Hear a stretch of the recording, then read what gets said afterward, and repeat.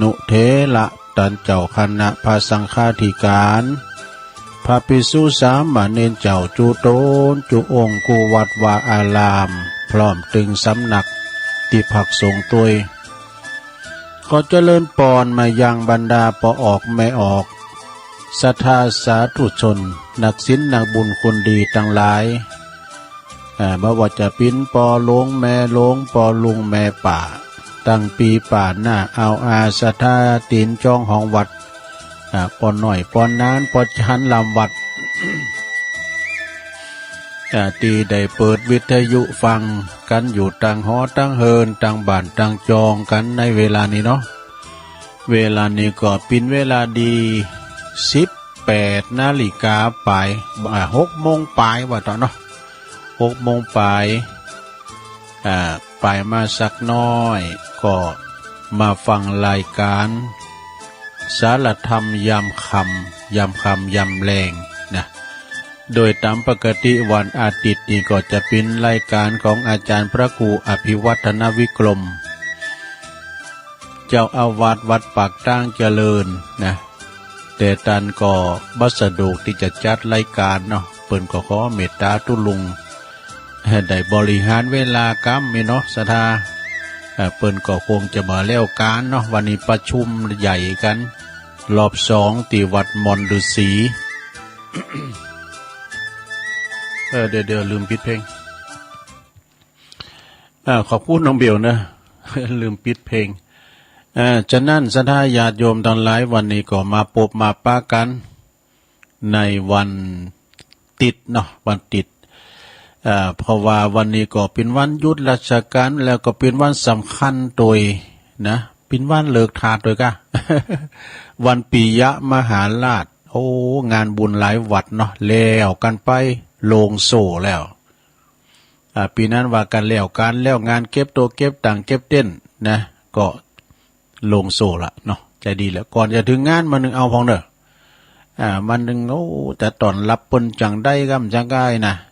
แต่ละงานก็โอ้คุณหนักคุณหลายเนาะศรัทธาเนาะเพราะหยังเพราะว่าเฮาตุดกันมาหลายปีแล้วหรอได้มาหมู่กันได้มาโซะกันได้มาแห่กันนี่นะเนาะพอปรากฏปีนี้ก็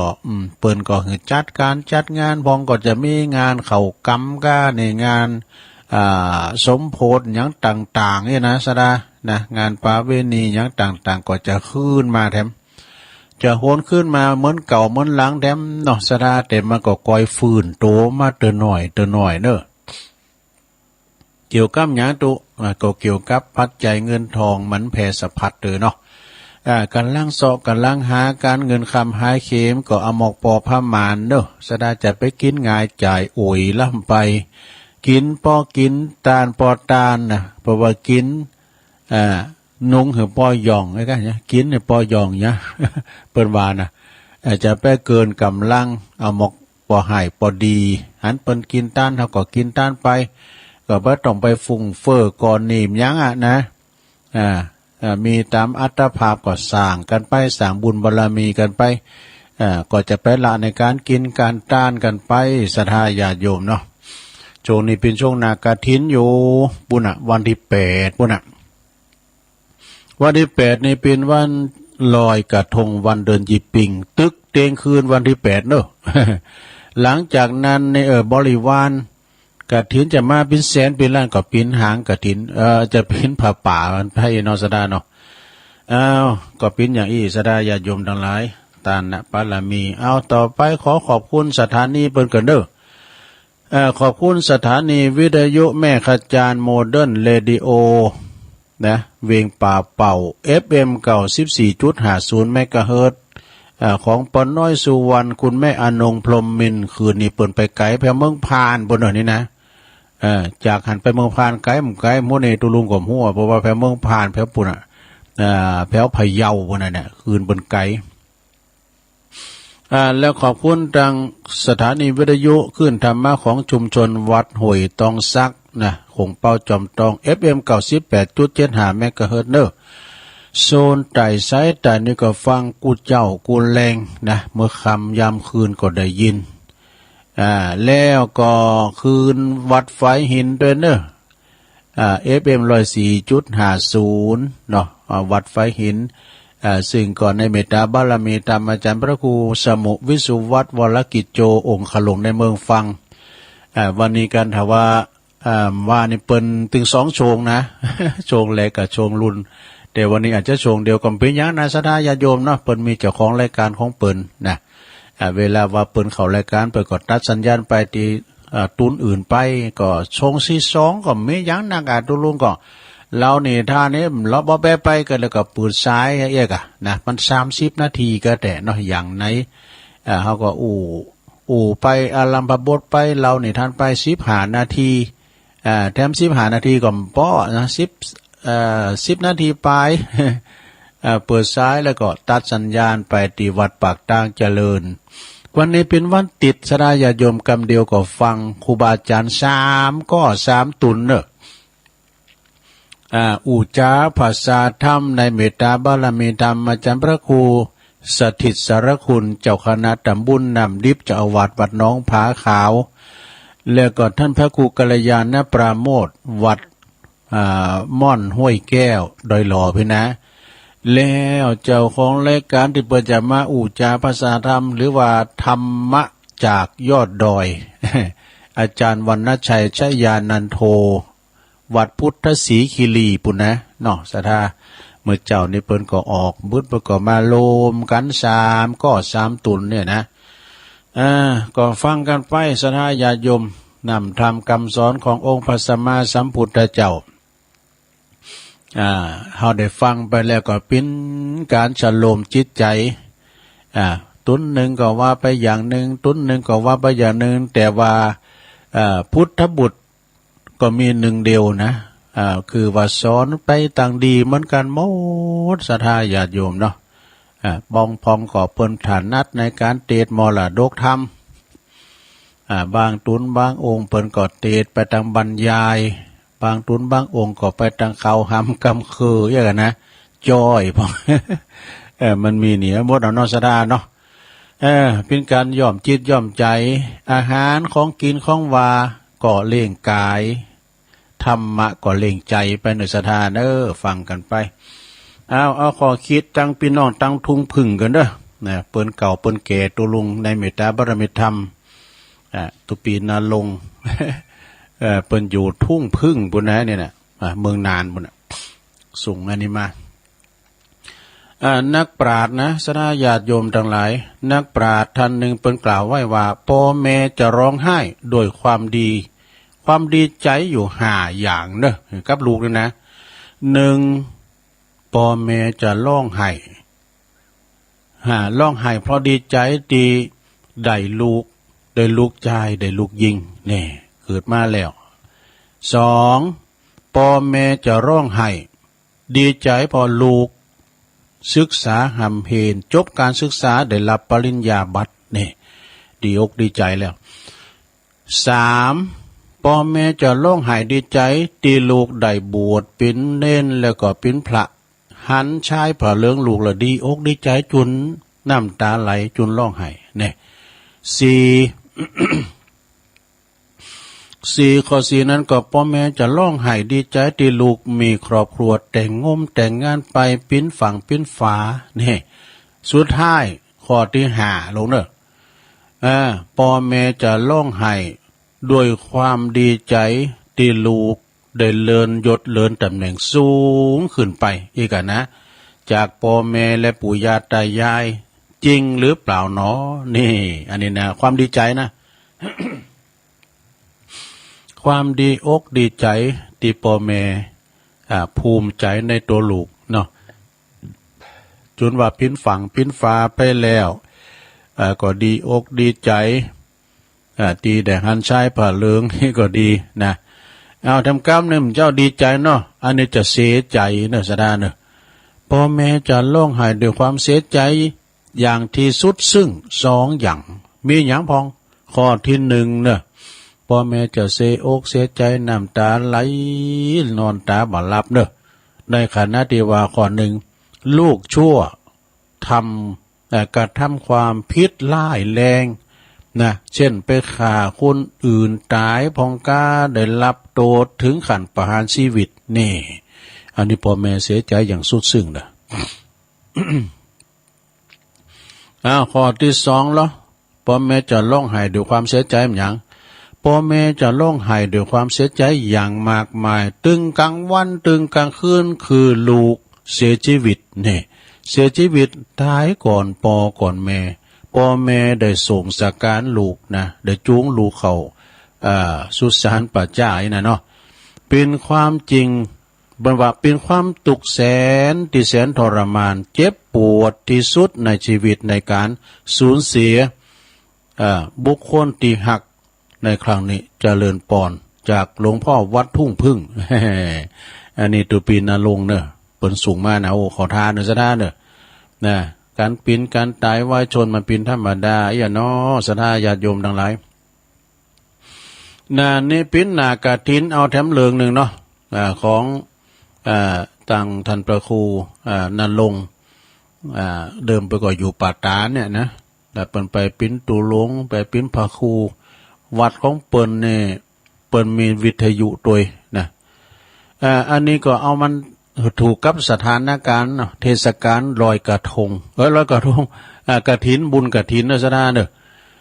เปิ่นว่าขออนุโมทนาบุญกฐินกับญาติโยมทุกท่านนะพระพุทธเจ้าเปิ้นว่า ปางเมื่อพระพุทธเจ้าจือกัสสปะนะกัสสปะพุทธเจ้ากล่าวอานิสงส์ของกฐินมีดังนี้เนอะ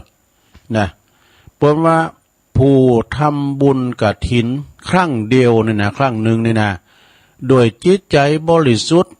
โดยจิตใจสะอาดเหมือนกับตินบาลเศรษฐีนี่นะเปิ้นว่าร่างกายตั้งกายวาจาใจมีอานิสงส์ดังต่อไปนี้เด้อ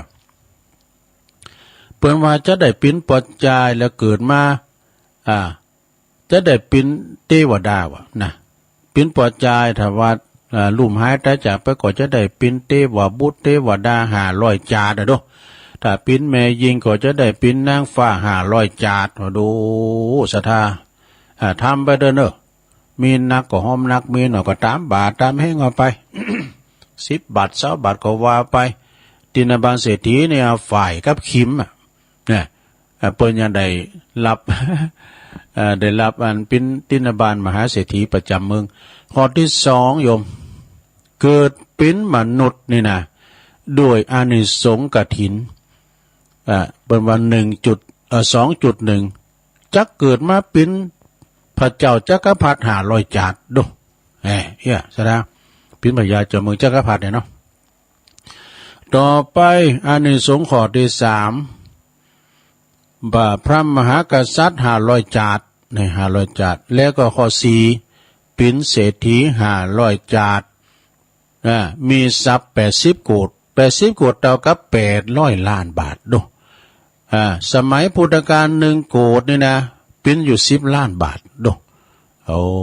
โกฏนี่ยังวันนักแล้วว่ายังก้านตื่ออยู่ดูตื่อสำนักเลย10โกฏเป็นตื่อ มันก่อนมีพระตื่อป่ะนะหน่วย10ร้อยพันหมื่นแสนล้านโกฏตื่ออย่าดูนะแล้วข้อที่5นี่แปลว่าจะเป็นอนุเศรษฐีนี่อนุเศรษฐีนิยมมาหน่อยเนาะ500จาดได้มีทรัพย์บัตรต่ำกว่า40โกฏหรือว่า400ล้านบาทดูโอ้ข้อที่6สุดท้ายโยมข้อที่6สุดท้ายจักได้เป็นกหบดี500จาดมีทรัพย์บัตรต่ำกว่า40โกฏนะเพราะว่าก่อนถวายนี่นะสถาอธิษฐานจิตดังต่อไปนี้เด้อ ปะหลงไม่หลงฟังเด้อปะหลงว่าฟังเอาอธิษฐานเหมือนกันเปิ้นว่าก่อนที่จะต้านกฐินต่อกฐินหรือว่าเปิ้นเอาซองกฐินมาแล้วเนาะอยู่ที่บ้านแล้วก็เจาะใส่เก่าใส่โหบินหน้าไปทางพระเจ้าไปได้หิงพระเจ้าบุญเปิ้นว่าอธิษฐานดังต่อไปนี้บ่นะตั้งนะโม3จบนะโมตัสสะภะคะวะโตอะระหะโตสัมมาสัมพุทธัสสะแล้วก็ว่าข้าพระเจ้าจือนายนันเนาะนามสกุลนันนะอายุได้กี่ปีนี่นะขอผลทานที่ข้าพเจ้าได้ถวายทานกฐินในครั้งนี้ขอกรรมว่าบ่มี อย่าได้เกิดขึ้นแก่ข้าพเจ้าเลย ทุกภพทุกชาตินี่ขอปิ่นปัจจัยเข้าถึงพระนิพพานในชาตินี้แล้วก็ชาติปัจจุบันนี้ด้วยเทินสาธุสาธุ สาธุอันนี้เป็นการอธิษฐานเป็นอารมณ์เนอะนะเป็นการอธิษฐานเปิดอันนี้ก็ในเทศกาลตอดกฐินจะมีไปถึง1 เดือนนะศรัทธาญาติโยมทั้งหลายเปิดเนว่าตานกฐินนี่มีอานิสงส์แห้งนะบางพ้องก็ถามว่าอายุ8 ขวบ 9 ขวบเพิ่มได้ตานกฐินก็ไปปิ่นสังกัดวัดตาลนี่ก็ดีมรกะเนาะแล้วท้องนี่เปิ้นลูกเปิ้นน่ะนะอันนี้หอมเหือหอมหลายอันซองไปใส่เช้าไอ้มันเปิ้นยังหอมเหือลูกเหือหลานเปิ้นน่ะมันเป็นยะการวัดตาลเนี่ยมันไปปิ่นหยังตานะปะละมีเด้อบุญจะเกิดขึ้นได้เมื่อเฮาเหือตาลตาลไปเด้อศรัทธาญาติโยมทั้งหลายอานิสงส์ของตอดกฐินเนี่ยมีหนักหนาปะกฐินนี่เป็นการหลัดตาลจำกัดหลายอย่างเป็นบุญพิเศษว่าเพิ่นว่านะบุญพิเศษอย่างไรพิเศษหลายอย่างจำกัดการโดยแล้วก็เป็นสังฆทานโดยจำกัดตุเจ้าต้อง5 ตุนขึ้นไปโอ้แต่เจ้าในหันปินศรัทธาเจ้าสมณศรัทธาสาธุเจ้าเปิ้นมาคันนาตุเจ้าตุนเดียวนะศรัทธาญาติโยม300 วัดติมศาลานะวันนี้ประชุมรอบ2ที่วัดมอนฤาษีสะขนาดเปิ้นมาเฉพาะกับเจ้าอาวาสนะเจ้าวัดแต่ละวัดนี่นะแล้วก็คณะกรรมการนะพอจานลำวัดก็มาโดยยังติมศาลานะศาลาน้ำจะน้อยๆนะซะนะบรรจุคุณได้หลายพันนะเป็นหมื่นเลยแล้วฮะเนาะเป็นศาลาโลงเลี้ยวเฮาคิดพอว่าวันนั้นเนี่ยอันนี้เป็นตัวแทนมาแต่ละวัดเดียวตุนเดียวนะมาประชุมวันเนี่ยแล้ววันนั้นเพิ่นจะมานั่นนะวัด1 5 ตุนคือพอกันเนาะเป็นหมื่นเป็นพันนะซะนะเป็นพันเนาะกาตุเจ้านะศรัทธาก็จะมาหลายอยู่ก้าแต่เป็นหน่อยเลือตุเจ้าเนาะ มากันหลายๆที่วัดมอนฤาษีวันที่30นะโยมเด้อนะมากินมาทานกันเนาะเอาละตอนนี้ไปตุลุงเจ้าวาธรรมกับนักศรัทธานะเป็นธรรมบรรยายนะธรรมเรื่องนี้ก็มีชื่อเรื่องว่าสัจจะของชาวนาพระใจปุโธนั้นเพลงเนี่ยยงยุทธเชี่ยวชันชัยเป็นธรรมเรื่องสัจจะของชีวิตเนี่ยสัจจะของชีวิตเป็นอย่างสัจจะธรรมลองฟังพระนักศรัทธานะเป็นธรรมบรรยายนะเดี๋ยวก่อนมาว่าก้ามเนาะฟังธรรมเกิดเนื้อต่างนะโมก่อน นะโมตัสสะภะคะวะโตอะระหะโตสัมมาสัมพุทธัสสะนะโมตัสสะภะคะวะโตอะระหะโตสัมมาสัมพุทธัสสะนะโมตัสสะภะคะวะโตอะระหะโตสัมมาสัมพุทธัสสะจาติปิทุกขาจลาปิทุกขาติณโอกาสบัดนี้ตุลุงก็จักได้น้อมนำเอาข้อคิดอันเป็นสาระสัจธรรมคำสอนในพระพุทธศาสนาปอเป็นแนวทาง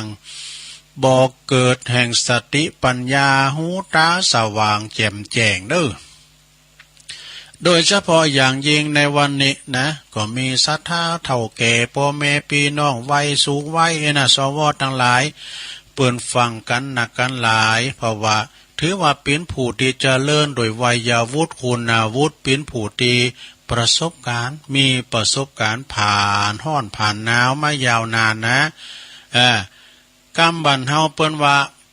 หันตะวันมาก่อนต่อสู่ชีวิตเลี้ยงลูกเลี้ยงหลานเยการทำงานจนลูกหลานแต่จนลูกหลานเนี่ยใหญ่หน้ากาบ้านมีการมีงานมีเหย้ามีเฮินนะปิ้นฝั่งปิ้นฟ้าไปหมดแล้วมันต้องห่วงหาอะไรในขณะที่ปิ้นเฮานี่ปิ้นไว้พักผ่อนแล้วเนี่ยบางอันบางพวงอันน่ะลงเนอะยิงเถ่ายิงตุกก็มีนะใช่ไหมพี่แม่ เขาอย่าไปเยการเนอผ่าว่าโคเขาเจวขนาดบุษซักกันกำเนอแน่ปีนี้ทำแล้วอันบื้อนะแฮมกินไว้ทานเนอแฮมกินก็คือทำอาหารนะครับคณะนี้เขาเป็นไว้พักไว้ผ่อนคือผ่อนนักปินเบาผ่อนนักก็ปินน้อยเกยแบกเกยหามของนักของยังติ้มบาก็เบาลงไปพองเกยกินเข่าน้ำเข่าล่ำน้ำลงคอโอ้กินเข่านี่ปวดตัวอย่างมากคุณทำก่อนมากินเข่าอย่างมากกินเข่าล่ำนะกะกินเข่าก่อนล่ำกินน้ำก่อนลงนะแล่มเดนเน่ก่อนนี้รสชาติมันแบบเหมือนเก่าแล้วมันเมื่อยำหนุ่มในปุดโต3คือผอยกานี่ครบได้หมดคาราบาวลุยไฟหูจักกันลุงคาราบาวลุยไฟมันมีตามที่เป็นแข่งกองหลวงบนหาก่อนนึกว่ามันยังปุดโตเอาค้อนใส่อยู่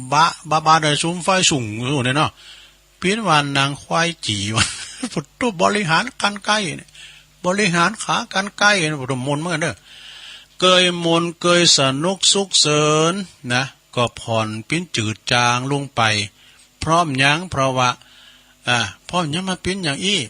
ก็ลองมาพอว่าป้ออุ้ยแม่ป่าสัทธาเจ้าขาดต่างหลาย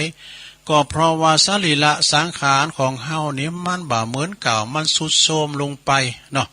อายตนะไปในอายตนะไปนอกบ่มีประสิทธิภาพเหมือนเก่าเหมือนเดิมหูตาหูจมูกลิ้นกายใจ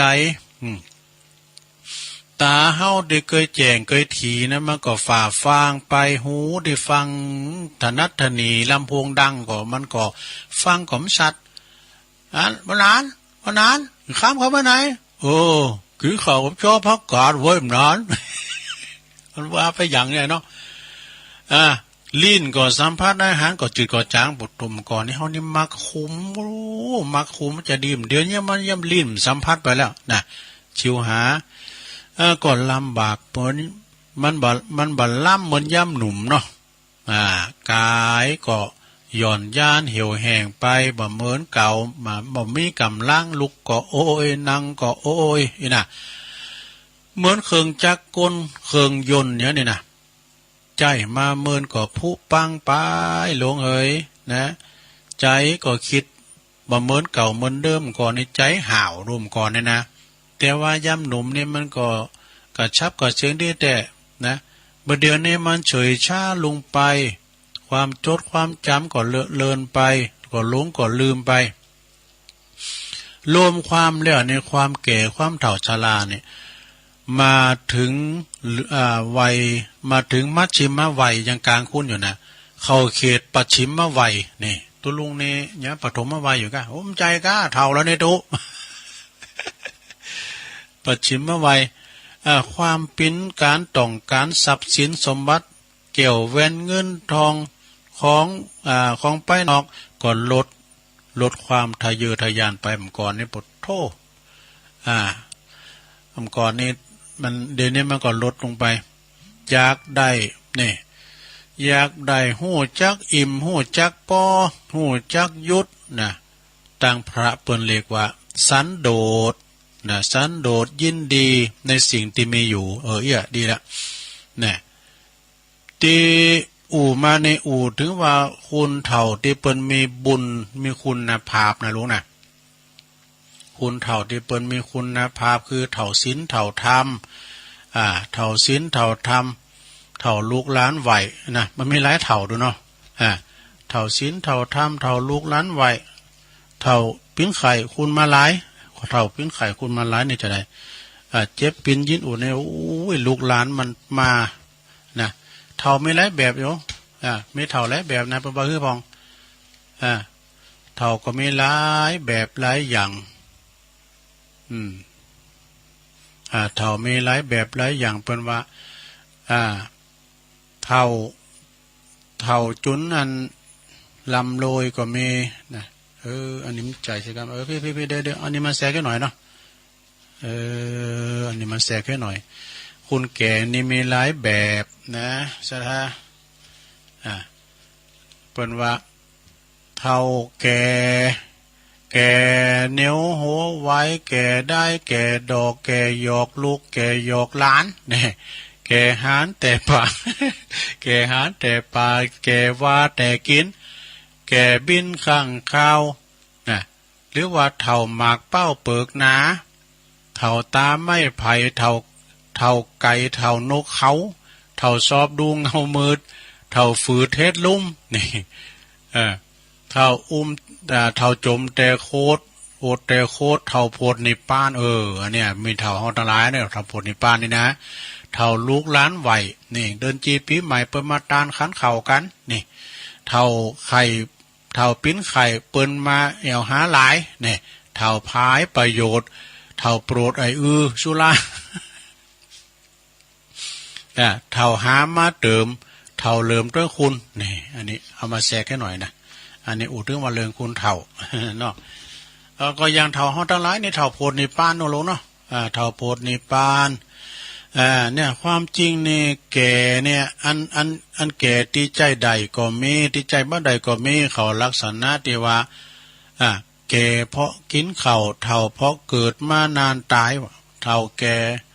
แก่เพราะกินข้าวเท่าเพราะนานตายนี่นะเพิ่นว่านะ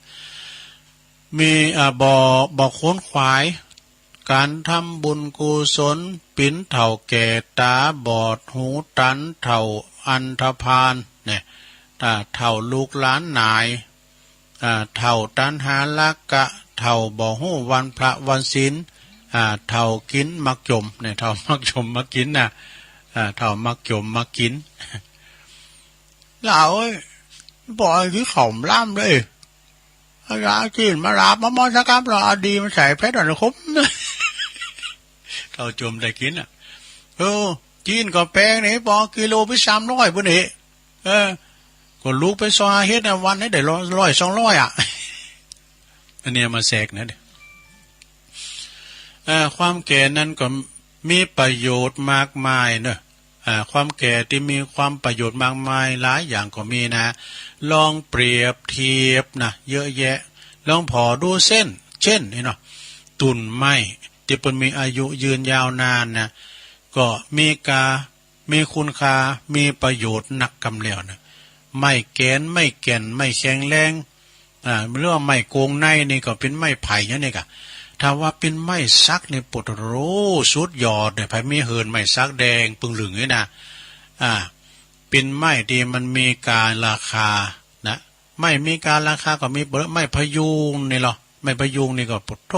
ไม้มงคลนะก็ไม่เก็ดนะเนี่ยก่อนในลุงสมัยเผาถ่านปดไม่เก็ดนะมาแป้งดำมุยจะมาไม่เก็ดเนี่ยเหมือนกันนะตรงกันข้ามกับอันไม่แก่อายุยืนยาวเนาะแต่ว่ามันโกงในมันพุมันก่อนไปหาแก่นบ่ได้คงทนนานนะมันมีแกนน่ะไม่มันมีแกนน่ะนะก่อนไล่หาความหาราคาบ่ได้ไม้มะละกอหลวงคุณจักไม้มะละกอนี่คือไม้อะไรเด็กหญิงอ้วนขึ้นตอบสิไม้กล้วยชีเป้า ไม้กล้วยชีเป้ามะละกอนี่ก็คือมะกล้วยตีดโดยเหตุที่ว่าไม้ไผ่นะเอามาแปลงหอแปลงเฮือนมันก็บ่ได้แต่เสามันเนี่ยมาแปลงได้นะแต่มันอยู่มึนน่ะมันอยู่มึนนานน่ะไม่ตุลุงเคยหันเนี่ยเพิ่นเอาเสาไม้สร้างไม้สิสุกในนานแก่ๆมาแปลงเสาแล้วกลุ่มหลายปีอยู่เหมือนกันเด้อกว่ามอดแต่มากินนี่น่ะปอหลงแม่หลงปอลุงแม่ป่าเฒ่าแก่พ่อแม่พี่น้องจะแก่ปรับประเภทแบบใดนะหลวงอ้นถ้าแก่ประเภทแบบใดนะก็คือเอาเองแก่แบบไม่แก่นะไม่ซักหรือว่าแก่แบบไม่โกงผู้ก่อนไปเนี่ยปิ้นปี้เปิ้นว่าปิ้นปี้ปิ้นโบบ้านเฮาเปิ้นห้องอายุนักว่าปอเฒ่าแม่เฒ่าปอหรือว่าในท้องถิ่นอื่นเพิ่นก็ว่าปอหลงแม่หลงนี่ปอหลงแม่หลงในภาษาย่องเนาะแล้วก็หรือว่าปออุ้ยแม่อุ้ยรวมความก็คือคุณเฒ่าอายุหนักนั่นแหละนะคุณแก่ในยุคสมัยไฮเทคเนาะประเดี๋ยวนี้ใช้ธรรมดานะคุณเฒ่านะใจมือถือปุโตไอโฟนก็เนี่ยเน็ตเลยเฮาก็เนี่ยปุโตเฮายังเมมอย่างก็ย้ำจางเนี่ยปุโตแม่จันนี่จางโมดไม่ โอ้แม่จานเอาไปนี่อินดูนะเนี่ยคุณเฮาเนี่ยสัตว์โลกย่อมเป็นไปตามกรรมถ้าจะเป็นคุณเมืองจีนบนน่ะเปิ้นสูงมากกว่าเฮานะก็คุณมีแข้งมีขาหลงเอามือเตียวตั้งติด ปิดนี่ไข่โหดอ่ะคืนแบบบุญดอยพญานาควันโอ้มันยังมันเน็ตทั้งเลยสุมาเดลงเนี่ยคุณนั่นนะเปิ้นมีตีนกุดตั้งแต่แอวมันใจแหละกุดตั้งแต่เก้าขาไปเลยเนาะแล้วก็อันเอามือเป็นตีนอ่ะเอามือเตียวไปติอาจารย์ชัยทองขันประสูงมากตุลุงผอโอ้อาจารย์ชัยเปิ้นเขียนว่าคนลำบากกว่าเรานี่ยังมีเยอะแยะเปิ้นลำบากขนาดนี้เปิ้นยังสู่ชีวิตอ่ะเนาะมีแข้งมีขามีกระมือก็เอามือน่ะเป็นเตียวตั้งตีนน่ะลองโอ้ยเป็นดีอินดูจำใจประเทศเฮานั้นมึงประเทศจีนเขาเตียวขึ้นพระบุญดอยมันเป็นขันเนาะแข็งแรงดีบ่มันยังทรงโตอยู่ได้ แต่มานี่เป็นว่าเป็นความ เป็นความสามารถเฉพาะตนห้ามเรียนแบบความจริงเนี่ยมันแก่ไปตามลำดับขั้นตอนเนอะนะถึงแก่ถึงจุดแก่งอมนะเหมือนเอากาพันธุ์พืชใหม่เมล็ดปลูกใหม่ๆปลูกใหม่ๆเดิมมันก็เป็นตุ่นเล็กๆมีใบมีบอกเจริญงอกงามมาพอลงการเวลาผ่านไปก็ออกเป็นเก้าเป็นกอมีดอกเป็นผลมีกิ่งก้านสาขาเนี่ยจนว่าชลาพุกล่อนแห้งเหี่ยวไปมันตายเนาะจันได้คุณเฮาก็ฉันนานเนอะนักปราชญ์ผู้ฮู้เปิ้นว่ามีความแก่อยู่4ประเภทเนอะนี่มี4ประเภทนั่นแล้วหลงแก่ยันได้พอง4ประเภทเนี่ยข้อที่1แก่ไปตั้งหน้าเหมือนต้นไม้เริ่มตั้งแต่ลำต้นเฮาขึ้นไปจนถึงสุดยอดเนี่ยก็ความหมายเปิ้นว่าเกิดมาเป็นทารกเนาะความหมายนะเกิดเป็นทารกคือแบบเบาะก็แล้วก็เกิดมาเป็นทารกเจริญมาเป็นเด็กเป็นละอ่อนวิวัฒนาการเจริญวัยใหญ่ขึ้นมาเป็นหนุ่มเป็นสาวจนใหญ่โตเนี่ยอันนี้เจริญวัยขึ้นเด้อ2แก่ลุ่งเหรอเสริมลุ่งเปิ้นว่าแก่ลุ่งแล้วก็แก่เสริมลุ่งเนี่ยอวัยวะต่างๆก็เสริมคุณภาพลงไปเด้อรอเวลาเข้ากรุเข้าลงเข้าวัดเข้าโรงพยาบาลเข้าป่าช้ามันปิญญาโนลงเด้อมันจะวางไผน่ะมันปิญญาสัจธรรมต่างใดต่างหนึ่งน่ะนี่เฮาแก่มาแล้วมันถึงไปทีเดียวกันหมดไปที่ไหนก็บ้านเก่าบุ่นนี่ไปจะไปจ่าจะไปโวยกันเนาะข้อที่3แก่สุกดิบเอาแล้วมันพิจารณาแก่สุกดิบเนี่ยแก่สุกดิบก็คือแก่ตํตึกบ่ขึ้นบ่ลงประเภทนี่นะคือเฒ่าโอโซมาเนี่ยเฒ่าโหงูเฒ่าที่เขาว่าลินว่าเฒ่าโหเฒ่าหางต่างกลางบ่เฒ่าอันยังทำนองนี้เนี่ยไปเขียนไว้น่ะคลุ่มเท่าคลุ่มดีคลุ่มห้ายบ่ก่อยมีนำทำกรรมซ้อนยังปัดดับตนโตสักน้อยแล้วนะวัดก็บ่เข้าเพื่อว่าอย่างไงอันพี่นั้นว่าใช่ป่ะอันเพื่อว่าเราวัดก็เข้าเราก็กินศีลก็ห้ามบาปก็ทำมาอื้อหรอกอันนี้เป็นว่าวัดก็บ่เข้าพระเจ้าก็บ่เคยไหวขันเข้าขันน้ำขันข้าวตอกดอกไม้ก็บ่เคยตือเนี่ยบ่มีฮิริบ่มีความละอายคุณพระเพทเพิ่นว่าเท่าหูหวายเท่าได้ดอกเท่าศอกกอกมายาเท่าปาลามาเห่าเท่าคุบเข่ากลางจานเท่าคุบเข่ากลางจานกับหมู่เฮาทั้งหลายเนี่ยก็ลงเนาะเท่าคุบเข่ากลางจานลูกหลานมาไหวมาสาเนี่ยเท่าเป็นไข่คูณมาหาติมหอติมเฮินนี่นะหรือว่าเท่าเทินเท่าเทินเท่าปลาเท่าหาเท่าเสียศักดิ์ศรีโตเก่าเนี่ยอันนี้อย่างอีมีบ่มีกาอยู่ประมาณนะต่อไปข้อที่4สุดท้ายนะเปิ้นว่าเท่าศีลเท่าธรรมเนี่ยเท่าศีลเท่าธรรมจิตใจ ดีมีสติสัมปชัญญะวางตนวางโตเหมาะสมบ่จมบ่แซมบ่เดิดลูกหลานตานเต่านะบ่ปิ้นปุ้ยเลงมีเมตตามีพรหมวิหารธรรมทั้งสี่มีเมตตาอินดูคุณหน้ามีกรุณามีความหาไข่สงสารอาลีต่อลูกต่อหลานเปิ้นพี่น้องเจ้าบ้านมุทิตาพลอยยินดีกับลูกกับหลานเด้อเปิ้นบ้านเปิ้นจองที่เปิ้นคิดบ่คิดอิจฉาริษยาบ่ป้องไล่พยาบาทนะบ่จานั่นบ่จากำนินทาว่าหายคือไผที่ไหนน่ะบ่หวั่นไหวต่อการเสียดสีนินทาปินตีนับหน้าถือตาของวงศาคณาญาติลูกหลานเนาะปินลมโพลมใสของลูกของหลานปินเท่าโพดนิปานหลวงโอนปินเท่าโพดนิปานยายพรฟังเท่าลูกหลานไหวนี่นะไผมาปบใส่มาหันใส่ก็ใครได้ยินดีเหมือนมีเกี่ยวมีแสงไว้บานไว้จองจุมยินใจว่าเปิ้นว่านะดังกำพังเพยนะกำพังเพยเปิ้นว่าเปิ้นว่าคุณตีเกยหักเกยคุ้นเคยกันมาสู่นิพพานนะสู่นิพพานสนิทสนมกันมานมนานเดี๋ยวกันเด้อหนังอันไข่เต็ดกะเต็ดหนังกะฮะยังจบนะมันล่ำไปใบนั่นนี่เพิ่นว่าเท่าคุณเท่าอยู่ย่างหอเยอะเฮินเพิ่นว่าแสงหอแสงเฮินขวัญหอขวัญเฮินจอมโปกอยู่กลางตุนนาเพิ่นว่าแสงเข่านะกลางเข่ากลางหน้าเพิ่นว่าแสงเข่าคุณเท่าอยู่เฮินเพิ่นว่าแสงหอแสงเฮินถ้าว่าบั่นใดลังได้เฮินลังได้เปิ้นมีคุณเท่าอยู่นะเปิ้นว่าโอ้จุ่มยินใจเปิ้นเป็นผู้รักผู้ใหญ่เปิ้นอาบน้ำห้อนมาก่อนนะเวลาลูกหลานเย็บบัดใจใส่บัตถุประจะสั่งจะสอนรู้เนาะหมายความว่าเอาเท่าที่มีศีลมีธรรมสาธุชนคนดีทั้งหลายมีสติปัญญาพิจารณานะควรพิจารณาว่ามหันตภัยแห่งความแก่ชราส่วนมากก็เพียงแต่อู่กันหันคุณอื่นเอาคุณอื่นว่าโอ้คิงกว่าเท่านะแก้มเท่านะ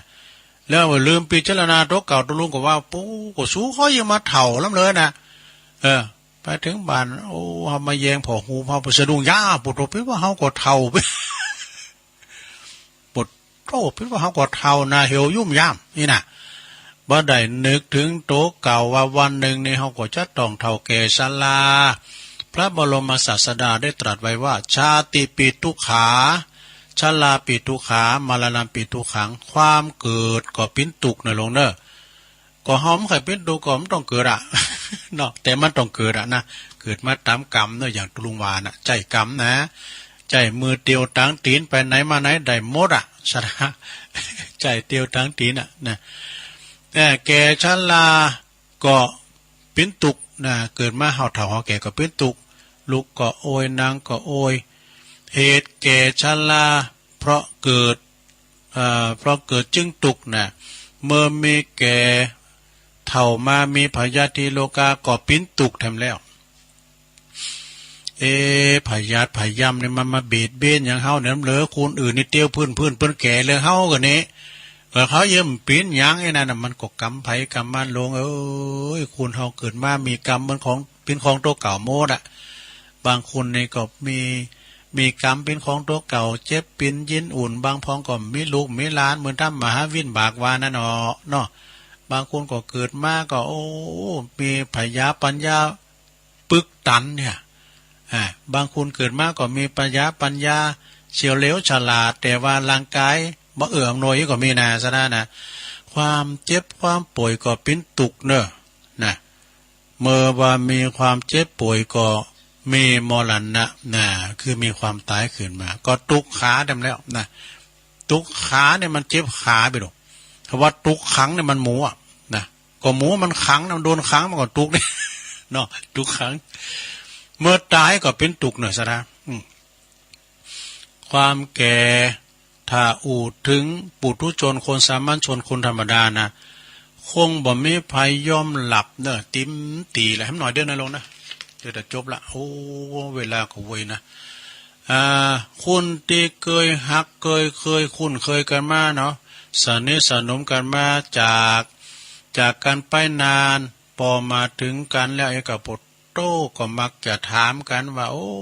ปีนี้นี่อายุได้ตะเฮือไอ้เนี่ยสบายดีก่อนจะถามกันดูความจริงแล้วก็จะถูกต้องก็ต้องถามว่าอายุสิ่งไปเท่าใดแล้วหมดไปเท่าใดแล้วถึงจะถูกว่าเพิ่นว่านะ อายุที่ได้มาคือเวลาที่ผ่านไปนะธนาคารอายุเฮาเหลือแต่ฮือจ้าไผฮู้พองเนี่ยธนาคารอายุเฮาแต่ฮือไปถามจ่ายโยมพิบาลเหรอเนี่ยเมื่อน่ะมัน7 วัน ตุกตะในบทตัวลบหนีไปอยู่ปื้นน้ำไปยังตายอยู่น่ะถ้ามันถึงเข้าตายนะถ้าบ่ถึงเข้าตายขาดทุกเก่ามันก็ถึงบาดตายเมื่อบ่ถึงคราวตายก็บ่วายชีวาแวบลดบดหนีบจนแทบเป็นหยังแต่ถ้าถึงคราวตายก็ต้องตายวายชีวังต่อเฟืองตั้งถูกตินก็มาดิ้นไตกอดข้อพระเจ้าโลกอยู่ในวิหารก็ตามเด้อลงเด้อถ้ามาจะถึงข้าวมานี่นะมาถึงตายมีภาษิตเปิ้นกล่าวรับรองไว้ว่าอาจยันตินะอาโหรัตตาชีวิตังอายุขิยติมัจจานังกุณนะทีนังวะโหทะกังก็แปลความเป็นไทยว่าวันคืนยอมลวงการไปละลวงไปชีวิตเฮาก็ยอมหมดไปในโลกเนอะแหมเจ้าตุลุงอู่3 โมงเดี๋ยวนี้4 โมงไปน่ะแก่มา1 ชั่วโมงไปแล้วอายุของสัตว์ยอมหมดไปเหมือนกับแม่น้ำที่มันไหลไปเหิดแห้งไปฉะนั้นเนอะคำว่าแก่ฟังแล้วก็หดหูสลดใจนะเศร้าซึมใจเดี๋ยวนี้เปิ้นเป็นทราบว่าคนสูงวัยว่าสววะ นะแข้งขาเกยที่ว่าเฮาเดินแข่งขันมันก็บักกระชับกระเฉงเหมือนเก่าเหมือนเดิมเนอศรัทธาเนอจากนั้นก็จะไปประมาทไปวัดไปว่าใดก็ไปนะมันจะว่าไปวัดยามเมื่อแก่สังขารบ่เอื้อมหน่วยละไปวัดเมื่อแก่รักแม่เมื่อตายอันนี้ก็มันถูกต้องเหมือนกันนะเนี่ยเปิ้นว่าจาติปิทุกขามรณะปิทุกขาคือตายเหมือนกันหมดเนาะฉะนั้นก็ต่างอยู่ในศีลในธรรมกินต้านไปอยู่ในศีลในธรรมไปนะเข้าวัดเข้าว่าฟังเทศน์มีศีล5ศีล8นะทำบุญสุนต้านไปสุขภาพจิตใจจะเบิกบานสดใสเนอะดังที่ตัวลุงได้แสดงธรรมมาก็พอสมควรแก่กาลเวลาในสัจธรรมแห่งชีวิตสมควรแก่เวลาก็ขอสมมุติหยุดที่ลงปุงไว้เพียงเท่าอีเอวังก็มีด้วยประการฉนี้สาธุสาธุสาธุเอาแล้วศรัทธาญาติโยมทั้งหลายจบลงไปสัจธรรมแห่งชีวิตก็เป็นตัวจุยเนื้อศรัทธาญาติโยมทั้งหลายบางทีก็ไปเอ่ยจือเปิ้นไปพองก็ขอสุมมาตุยในธรรมบรรยายเนาะในแหล่งวัตถุดิบนะคุณคว้าเอามา มาสาธยายฟังแล้วก็ฟังแถมเพิ่มเติมปัญญาไปเนาะจาติปิทุกขาเกิดแก่เจ็บตายเป็นธรรมดาเนอะศรัทธาญาติโยมทั้งหลายเฮามีความเกิดแก่เจ็บตายเป็นธรรมดาก่อนที่จะจบรายการนี่ก็จะได้ประกาศข่าวสารงานบุญครูบาอาจารย์นำสักกรรมเนอะศรัทธาย่ำเติมนำกรรมเนาะย่ำเติมบุญนำกรรม30 ตุลาเนอะ30 ตุลานี่ก็งานบุญมหากฐิน300 วัดนาติวัดมอนฤาษีก็ตำบลเดียวกันเนี่ยนะอำเภอดอยหล่อเนาะวัดที่มีพระเจ้าโลงสูงเตียนหิมหุ่นตั้งกันเฮาลองไปทางฮอนก็มีทางขวามือการเอาขึ้นมาทางเชียงใหม่นี่ก็อยู่ซ้ายมือนะอันนั้นเป็นสัญลักษณ์ของอำเภอดอยหล่อเนอะถ้าเลี้ยวมาทางซ้ายหันดอยจอมปอกดอยหน่อยนี่ก็อยู่ตีนฝ่ายดอยหน่อยเนี่ยนะอยู่ตีนหิมแม่น้ำปิงอันนั้นก่อนสถานวันที่30 ตุลาเขาจะไปหยอดเหรียญก็ไปตั้งแต่วันที่เก่าเปิ้นมี2 วันเนอะเก่าวัน1 30 วัน1เก่านี่ก็เป็นวันตอดกฐินของวัดเปิ้น เปิดก็จะสั่งเมนเหมือนกันนะเปิดจะสั่งเมนประจำไว้ที่สุสานป่าจ้าเหมือนกันดังนั้นก็วันที่30นี่ก็ไปตั้งแต่ก่อน8 โมงเนาะซะได้เนาะเพราะว่ากี้ขตอนมีนะห่างเรื่องเด้อ พี่น้องบ้านไก่อาจารย์พระครูอภิวัตรเพิ่นบอกว่าใส่ชุดมาตามแต่ใส่ชุดประจำเผาก็ได้เนอะพี่น้องอย่างพี่น้องตังแม่แจ่มนี่บ่ใช่ใส่ชุดนุ่งสินตีนจบมาเน็บดอกเอิงมาอีนั่นเนาะพออย่างจังฟ้อนเปิ้นนุ่งมากันบ่ดาตึงหนุ่มแล้วแถวเฒ่าและพี่น้องปะกะยอใส่ชุดประจำเผามาก็ได้เนอะศรัทธาเนอะหลากหลายดิ ก็โดยท่านนายกพิชัยเลิศพงษ์อดิศรอันนี้เป็นนายกอบจ.ประธานฝ่ายฆราวาสฝ่ายภายในได้รับความเมตตาในพระเดชพระคุณเจ้าพระคุณสมเด็จพระมหาธีราจารย์กรรมการมหาเถรสมาคมวัดเชตุพนวิมลมังคลารามวัดโพเนอะได้มีสมณเมตตามาเป็นประธานฝ่ายฝ่ายบรรพชิตนะญาติโยมอันนั้นก็ขอเชิญกันได้เนอะเจ้านี่เปิ่นประชุมรอบ2นี่มีกับตูเจ้าโหนอันปิ้นอันเจ้าอาวาสใกล้นะเนาะเปิ่นนิมนต์มาติมศาลาสนานแล้ววันนั้นจะปานไหนเนาะวัดไหนก็จะมาเพิ่มเติมน้ำหาตุนเลยนะ288 วัดหรือว่า300 วัดนี่นะโอ้คลังคลาไปโดยพระสงฆ์องค์สังฆเจ้าเนาะแล้วก็ศรัทธาญาติโยมเหมาะสมที่สุดที่ไปจัดที่วัดมอนฤาษีเพราะสถานที่เปิ้นกว้างเนี่ยลมลื่นโดยญาติโยมทั้งหลายเปิ้นเบาก็ไม่มาเป็นเก้านะโตเปิ้นปูก็ไม่ก็ตอกนกก้ามสังกาวอกกลางดังนี้ก็มีนะ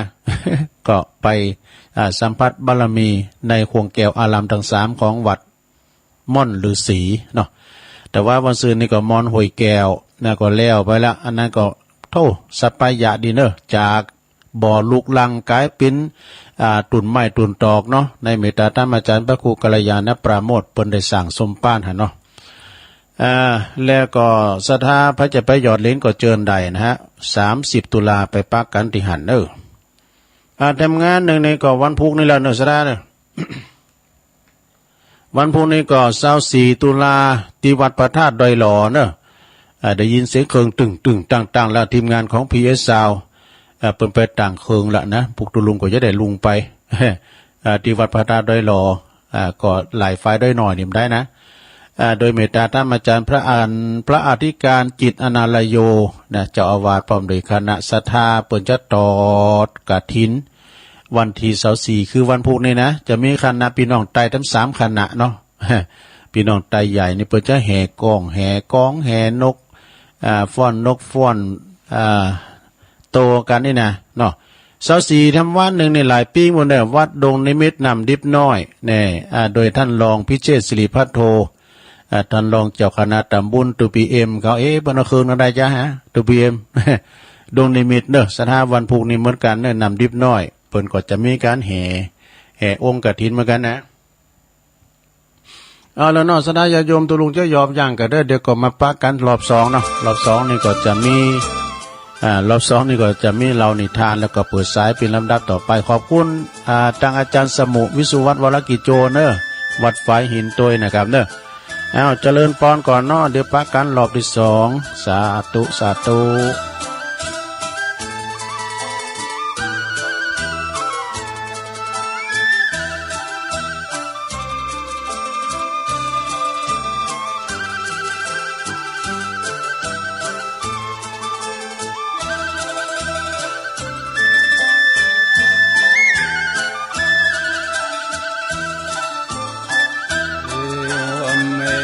สุตัง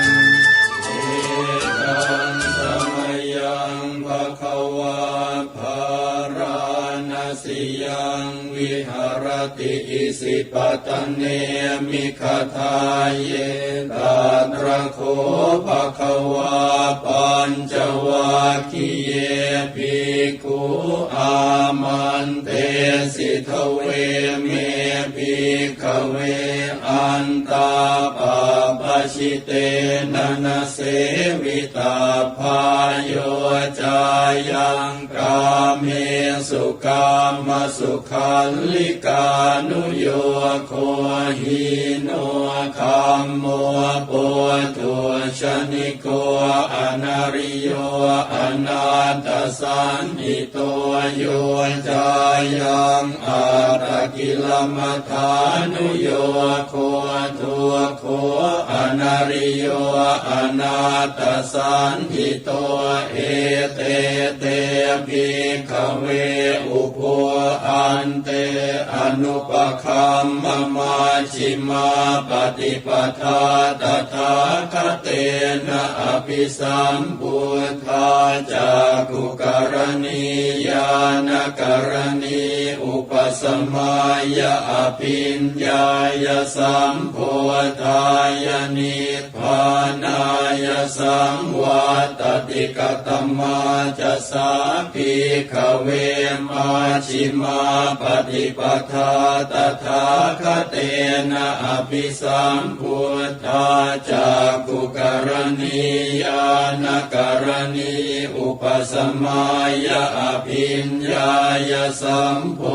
ธายนิพพานายสังวัตติอายเมวะอริโยอาทังคิโกมาโคสัยยทิทังสัมมาทิฏฐิสัมมาสังกัปโปสัมมาวาจาสัมมากัมมันโตสัมมาอาชีวสัมมาวายาโมสัมมาสติสัมมาสมาธิอายังโคสาภิกขเวมาชิมาปฏิปทาตถาคเต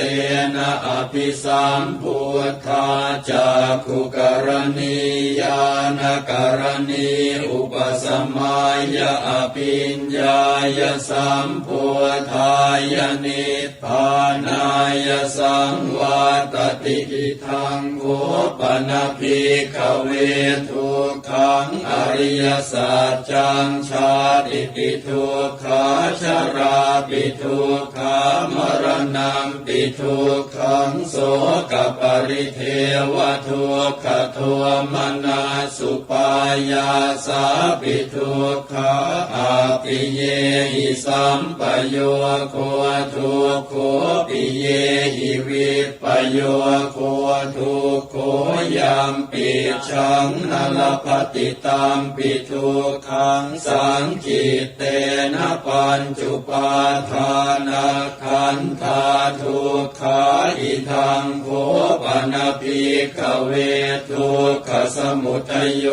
อริยสัจจังญายังตัณหาปุโนภวิกานันทิราคะสหคตาตาตระตาตราปินันทินีสัยยทิตังกามตัณหาภวตัณหาวิภวตัณหาอิทังโขปนะภิกขเวทุกขนิโรธอริยสัจจังโยตัสสะเยวตัณหายะเสสวิราคนิโรธจาโคปฏินิสักโคมุติอนาลโยอิทังโขปนะภิกขเวทุกขนิโรธคามินีปฏิปทาอริยสัจจังอายเมวะอริโยอาทังคิโกมาโคสัยยทิทังสัมมาทิฏฐิสัมมาสังกัปโปสัมมาวาจาสัมมากัมมันโตสัมมาอาชีวสัมมาวายาโมสัมมาสติสัมมาสมาธิ ย อิทังทุกขังอริยสัจจันติเมภิกขเวปุเพอนันโนสุเตสุธัมเมสุจักขุงอุทปปาทิญาณังอุทปปาทิปัญญาอุทปปาทิวิชชาอุทปปาทิอาโลโกอุทปปาทิตังโข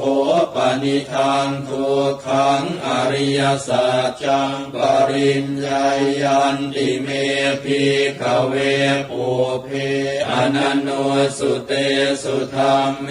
สุจักขุงอุทปปาทิญาณังอุทปปาทิปัญญาอุทปปาทิวิชชาอุทปปาทิอาโลโกอุทปปาทิตังโขปนิทังทุกขังอริยสัจจังปริญญาตันติเมภิกขเวปุเพอนันโนสุเตสุธัมเมสุจักขุงอุทปปาทิญาณังอุทปปาทิปัญญาอุทปปาทิวิชชาอุทปปาทิอาโลโกอุทปปาทิอิทังทุกขสมุทัยโยอริยสัจจันติเมภิกขเวปุเพอนันโนสุเตสุธัมเมสุจักขุงอุทปปาทิญาณังอุทปปาทิปัญญาอุทปปาทิวิชชาอุทปปาทิอาโลโกอุทปปาทิตังโขปนิทังทุกขสมุทัยโยอริยสัจจังปหาตาพันติเมภิกขเวปุเพอนันโนสุเตสุธัมเมสุจักขุงอุทปปาทิญาณังอุทปปาทิปัญญาอุทปปาทิวิชชาอุทปปาทิอาโลโกอุทปปาทิตังโขปนิทังทุกขสมุทัยโยอริยสัจจังปหีนันติเมภิกขเวปุเพอนันโนสุเตสุธัมเมสุจักขุงอุทปปาทิญาณังอุทปปาทิปัญญาอุทปปาทิวิชชาอุทปปาทิอาโลโก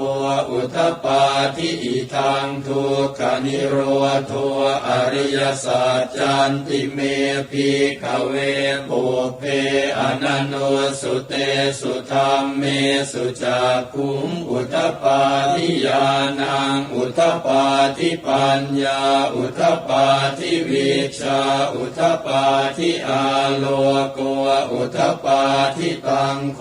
ปนิทังทุกขนิโรธโทอริยสัจจังสัจฉิกาตาพันติเมภิกขเวปุเพ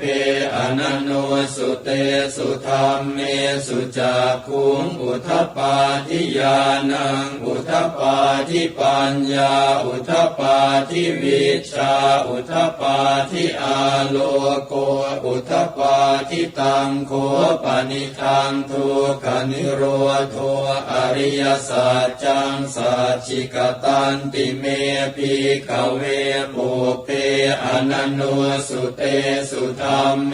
สุจักขุงอุทปปาทิญาณังอุทปปาทิปัญญาอุทปปาทิวิชชาอุทปปาทิอาโลโกอุทปปาทิอิทังทุกขนิโรธคามินีปฏิปทาอริยสัจจันติเมภิกขเวปุเพอนันโนสุเตสุธัมเมสุจักขุงอุทปปาทิญาณังอุทปปาทิปัญญาอุทปปาทิวิชชาอุทปปาทิอาโลโกอุทปปาทิตังโขปนิทังทุกขนิโรธคามินีปฏิปทาอริยสัจจังภาเวตาพันติเมภิกขเวปุเพอนันโนสุเตสุธัมเมสุจักขุงอุทปปาทิญาณังอุทปปาทิปัญญาอุทปปาทิวิชชาอุทปปาทิอาโลโกอุทปปาทิตังโขปนิทังทุกขนิโรธ คามินีปฏิปทาอริยสัจจังภาวิตันติเมภิกขเวปุพเพอนันโนสุเตสุธัมเมสุจักขุงอุทปาทิญาณังอุทปาทิปัญญาอุทปาทิวิชชาอุทปาทิอาโลโกอุทปาทิยาวกีวันจะเมภิกขเวอิเมสุจตุสุอริยสัจเจสุเอวันติปริวัตตังภวาทสาการังยถาภูตังญาณทัสสนังนสุวิสุทธังอโหสิเนวตาวาหังภิกขเวสเทวเกโลเกสมาระเกสพรหมเกสสมณพรหมนิยาปชายสเทวมนุสายอนุตตรังสัมมาสัมโพธิงอภิสัมพุทโธปัจจัญญาสิงยโตจะโคเมภิกขเวอิเมสุจตุสุอริยสัจเจสุเอวันติปริวัตตังทวาทสาการังยถาภูตังญาณทัสสนังสุวิสุทธังอโหสิอาคาหังภิกขเวสเทวเกโลเกสมาระเกสพรหมเกสสมณพรหมนิยาปชายสเทวมนุสายอนุตตรังสัมมาสัมโพธิงอภิสัมพุทโธ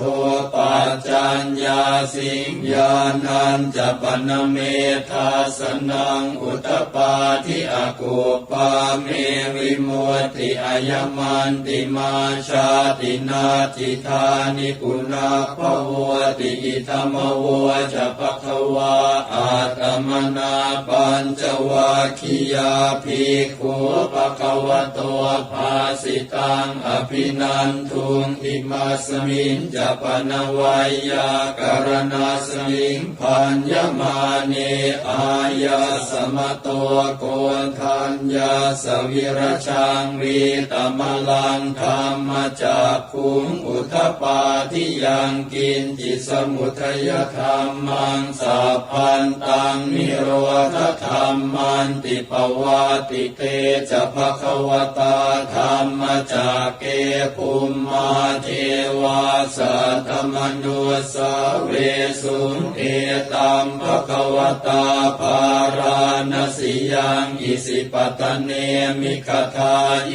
อนุตตรังธรรมจักกังปวัติตังอาปฏิวัติยังสมเนนวาพรหมเนนวาเทเวนวามาเรนวาพรหมุนาวาเกณจิวาโลกัสมินเอ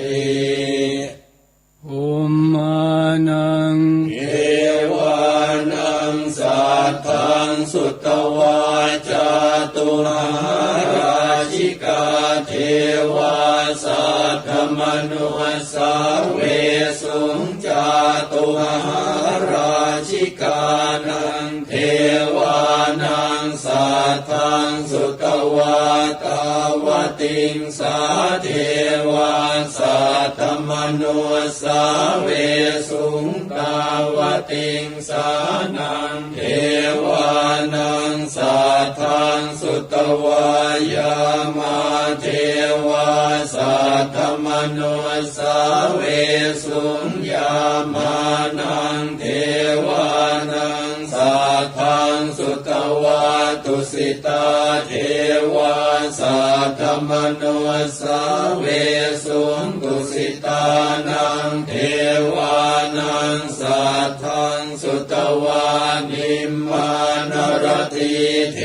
วาสัทธมนุสาเวสุงนิมมานรตินังเทวานังสัทธังสุตวาปรนิมมิตวสวัตติเทวาสัทธมนุสาเวสุงปรนิมมิตวสวัตตินังเทวานังสัท สุตวะพระมกายิกาเทวาสัทธมนุสาเวสุงเอ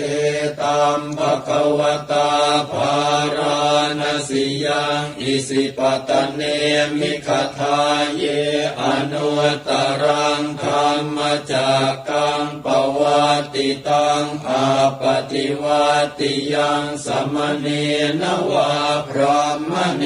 นวาเทเวนวามาเรนวาพรหมุนาวาเก